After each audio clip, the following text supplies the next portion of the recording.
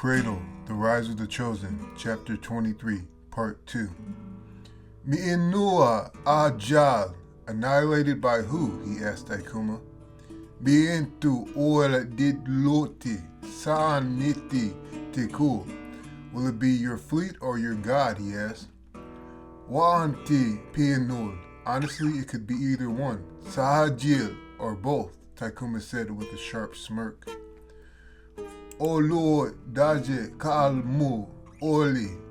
You speak with a lot of confidence, the president remarked. Leo Ta'amal, I speak the truth. The room fell into a tense silence for a couple of long minutes, and then the president brought out his screen. Lu'onji Hamo Pt2 Dirdu Balha. Bomb their damn Grand Opera House, the president yelled into a screen and then slammed it on the table, looking straight into Pierce's eyes. For the first time since they'd met, Taikuma hadn't seen pain like this in the prime minister's eyes before. Gianoa placed a light hand on the governor's hand and looked him in the eyes once. He looked away from the furious president. Ki'ol Tiku, claim God, she spoke softly and strongly with her hazel gold eyes beaming. Pierce looked conflicted and then jolted once there was a huge explosion that rocked the understructure they were in. Taikuma heard yelling from the soldiers in the hallway, but that didn't worry him because if they started shooting, everyone would die, and they knew that. He looked out the window at the navy blue bay and the gray sky once more, and his kingdom's fleet still was nowhere to be seen. He still did not feel the dread he expected to. He looked back to the governor, who now had his head in his palms and was thinking, visibly intensely. Lu la'ami, I'll go oki. I could do this all day, the president said with a slick smirk. Taikuma finally started to get angry. Rikul jamaki da'al. Go ahead and bomb them again, Taikuma fumed. The governor looked at Taikuma with a wrinkled brow as if he had just been betrayed by a close friend, and Gianoa looked at her king with wide eyes for only a moment and then nodded her head.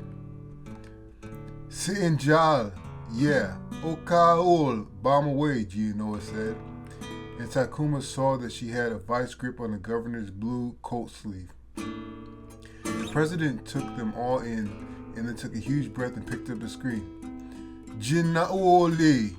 Bomb the Capitol building, he yelled ferociously, and Taikuma and Gianoa looked intently at the cowering governor and waited just as the heavier blast rocked the room, and now the black smoke was pouring into the window's view. The governor squeezed his head between his palms and was breathing heavily. The president slammed down his screen again and leaned on the table as if he was about to do wide-arm push-ups. Dini, Tikuli, Gama, GNT, Ariel. Accept our gods now or die, the president yelled down upon the governor and then sat back in his seat and looked at the smoke in the window for a moment and grinned at the governor.